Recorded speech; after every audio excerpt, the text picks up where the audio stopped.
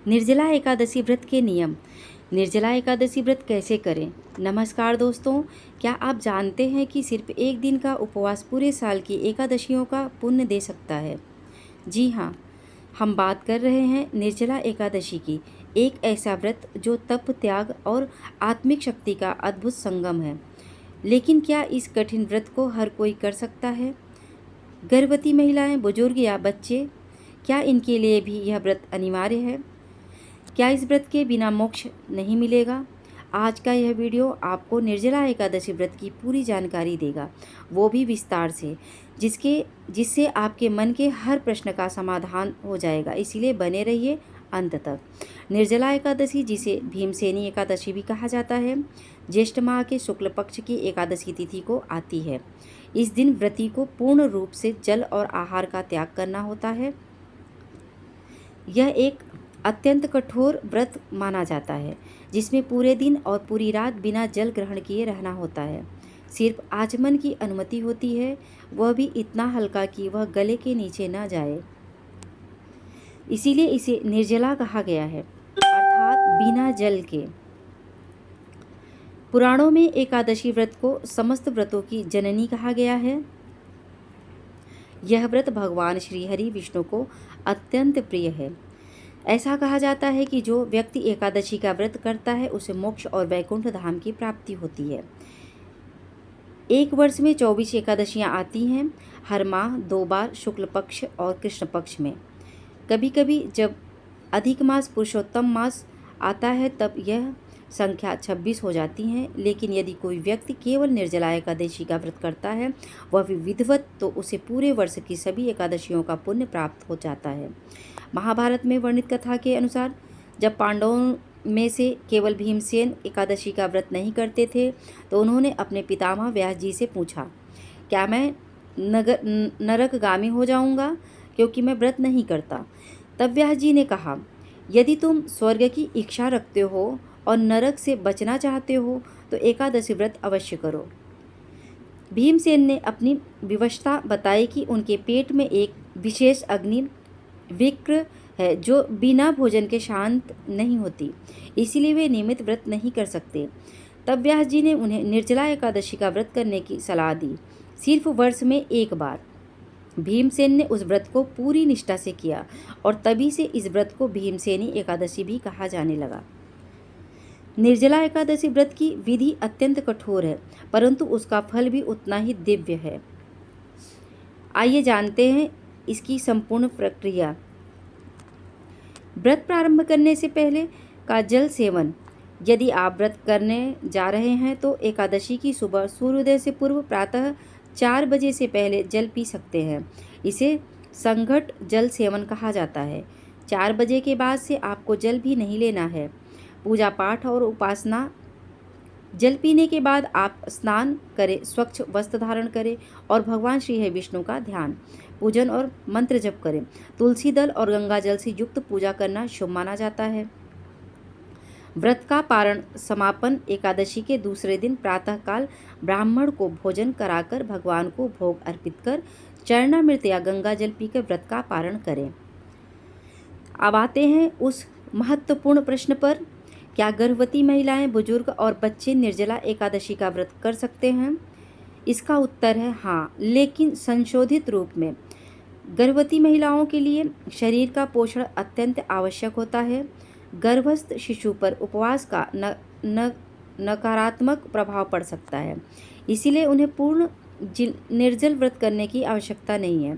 वे फलाहार कर सकती हैं, जैसे फल, दूध, नींबू पानी, जूस इत्यादि का सेवन करें। साथ ही भगवान की आराधना, पूजा और मंत्र जप करें। यही नियम बुजुर्ग व्यक्तियों और बच्चों पर भी लागू होता है। याद रखिए, भावना शुद्ध होनी चाहिए, न कि शरीर को कष्ट देना उद्देश्य होना चाहिए। व्रत का फल भगवान के हाथ में है, और यदि आप शुद्ध मन से शरीर की क्षमता अनुसार व्रत करते हैं, तो पुण्य आपको अवश्य प्राप्त होगा। यदि किसी कारणवश आप निर्जला व्रत न कर पाएं, बीमारी, यात्रा, उम्र या अन्य परिस्थिति, तो अपने सामर्थ्य अनुसार भगवान की सेवा, मंत्र जप, अन्नदान, जलदान, व्रत कथा श्रवण, तुलसी पूजा आदि कर सकते हैं। इन कार्यों से भी पुण्य प्राप्त होता है। शास्त्रों में कहा गया है, यह करोति तु संपूर्णम निर्जलामेकादशीं नरः स पापशेषम हन्ति याति विष्णोः पदं ध्रुवम। अर्थात जो व्यक्ति पूर्ण निष्ठा और नियमों के साथ निर्जला एकादशी का पालन करता है वह अपने समस्त पापों से मुक्त होकर भगवान विष्णु के धाम को प्राप्त करता है। एकादशी के दिन प्रातः ब्रह्म मुहूर्त में उठकर स्नान करें और यदि संभव हो तो गंगा जल से स्नान करें। पीले वस्त्र धारण करें क्योंकि यह भगवान विष्णु का प्रिय रंग है। घर के मंदिर में बैठकर हाथ में जल और पुष्प लेकर संकल्प लें, हे भगवान नारायण, आज मैं ज्येष्ठ माह की शुक्ल पक्ष की निर्जला एकादशी का व्रत कर रहा हूँ या कर रही हूँ। आप मुझे शक्ति और भक्ति प्रदान करें ताकि मैं इस व्रत को श्रद्धा और निष्ठा से पूरा कर सकूं। उसके बाद जो व्रत आप रखने जा रहे हैं, निर्जल जल पीकर या फलाहार, उसका उल्लेख करें। भगवान को अपने मन की बात कहिए, भगवान भावना को स्पष्ट कीजिए, फिर जल और पुष्प भगवान के चरणों में अर्पित कर दें। अब पूजा आरंभ करें। चंदन, अक्षत, फूल, धूप, दीप, मिठाई, फल आदि जो भी उपलब्ध हो भगवान को अर्पण करें। यदि संभव हो तो दक्षिणा या भेंट भी अर्पित करें। इसके पश्चात एकादशी व्रत कथा का श्रवण करें या पढ़ें। फिर भगवान का प्रिय मंत्र ओम नमो भगवते वासुदेवाय, इस मंत्र का अधिक जाप करें। जितना समय मिले उतनी बार यह मंत्र जपें। दिन भर इस मंत्र के साथ भगवान का ध्यान करें। शाम के समय फिर स्नान करें, भगवान का पूजन करें और रात्रि जागरण करें। यह जागरण अत्यंत पुण्यकारी माना गया है। यदि आप निर्जल व्रत कर रहे हो और प्यास लगे तो भी मन में भगवान का स्मरण करते रहें, उनका नाम जपते रहें, यही आपकी तपस्या होगी। फिर दूसरे दिन प्रातःकाल स्नान करके ब्राह्मणों के लिए भोजन सीधा निकालें, दक्षिणा रखें और उन्हें अर्पण करें। उसके बाद व्रत का पारण करें। यदि आपने निर्जला व्रत रखा है तो भगवान के चरणामृत, चरणोदक या तुलसी मिश्रित गंगा जल से व्रत का पारण करें। यदि आपने फलाहार किया है तो पारण के लिए मुख में चावल का एक दाना या तुलसी जल लेकर पारण करें। यही इस व्रत की परंपरा और विधि है। इसलिए जितना तप करेंगे उतना फल मिलेगा, लेकिन उस तप की सीमा शरीर की शक्ति पर आधारित होनी चाहिए। भगवान कृपालु हैं, वे केवल हमारे संकल्प, हमारी श्रद्धा और निष्ठा को देखते हैं। आप सभी जो व्रत करने जा रहे हैं, चाहे आप पूरे दिन बिना जल के रह सके या जल पीकर या फलाहार के साथ, व्रत अवश्य करें। जो भी पुण्य होगा वह ईश्वर के कर कमलों में सुरक्षित रहेगा और उचित समय पर आपको उसका फल अवश्य मिलेगा। एकादशी व्रत का पूरा फल प्राप्त करने के लिए केवल एक दिन का व्रत नहीं बल्कि 3 दिन का संयम आवश्यक है। दशमी, एकादशी और द्वादशी। दशमी इस दिन से ही साधक को संयमित जीवन की शुरुआत करनी चाहिए। भोजन केवल एक बार करें और उसमें भी इन 10 वस्तुओं से बचें। तामसिक भोजन, जिस रसोई में मांस बना हो, मसूर की दाल, चने की दाल, शहद, किसी और के द्वारा बनाया हुआ भोजन, दिन में 2 बार भोजन, मैथुन, क्रोध, असत्य वचन, ये सभी नियम केवल शारीरिक नहीं, मानसिक और आत्मिक शुद्धता के लिए हैं। एकादशी, इस दिन उपासक को चाहिए कि वह किसी भी प्रकार की क्रीड़ा, खेल कूद, मनोरंजन, झूठ बोलना, क्रोध, दिन में सोना, वाणी से या व्यवहार से किसी को कष्ट पहुंचाना और भोग से दूर रहें। क्या आपने ध्यान दिया? केवल उपवास करना एकादशी का मूल नहीं है।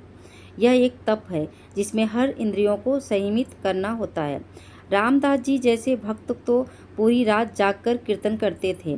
उनका संकल्प इतना दृढ़ था कि भगवान स्वयं उनकी भक्ति से प्रसन्न होकर उनके रथ में सवार होकर आए। द्वादशी, एकादशी व्रत का फल तभी प्राप्त होता है जब द्वादशी को भी संयम रखा जाए। इस दिन भी कांच के बर्तन में भोजन न करें, मांसाहारी रसोई में बना भोजन न लें, शहद, तले हुए पदार्थ, नशा आदि से दूर रहें, मिथ्या भाषण, भारी व्यायाम, मैथुन और अपवित्र वस्तुओं के स्पर्श से बचें। केवल एक बार भोजन करें, वह भी शुद्ध और भगवत अर्पित। अब सवाल उठता है कि अगर उपवास करें तो खाएं क्या? शुद्ध फलाहार, थोड़ा दूध या गंगा जल भी पर्याप्त है। कुछ महान संत तो निर्जला एकादशी करते हैं, यानी जल तक ग्रहण नहीं करते। लेकिन यदि आप यह नहीं कर सकते तो कोई चिंता नहीं। अपनी सामर्थ्य अनुसार थोड़ा मात्रा में शुद्ध जल फल लें, वह भी भगवान को अर्पित करके। एकादशी व्रत केवल पुण्य नहीं देता, यह मन को निर्मल करता है, इंद्रियों को वश में करता है, जीवन को अनुशासित करता और आत्मा को प्रभु के समीप ले जाता है। लेकिन अगर हम इसे केवल एक खान पान का नियम बना लें और मनमानी करें, जैसा फलाहार में कचौड़ी, पकौड़ी, हलवा, सिंघाड़ा और मनोरंजन को शामिल करें, तो फिर वह केवल शरीर का आराम होगा, आत्मा की साधना नहीं। आप सभी जो व्रत करने जा रहे हैं, चाहे आप पूरे दिन बिना जल के रह सके या जल पीकर या फलाहार के साथ, व्रत अवश्य करें। जो भी पुण्य होगा वह ईश्वर के कमलों में सुरक्षित रहेगा और उचित समय पर आपको उसका फल अवश्य मिलेगा। अगर आपको यह जानकारी पसंद आई हो तो कृपया इस वीडियो को लाइक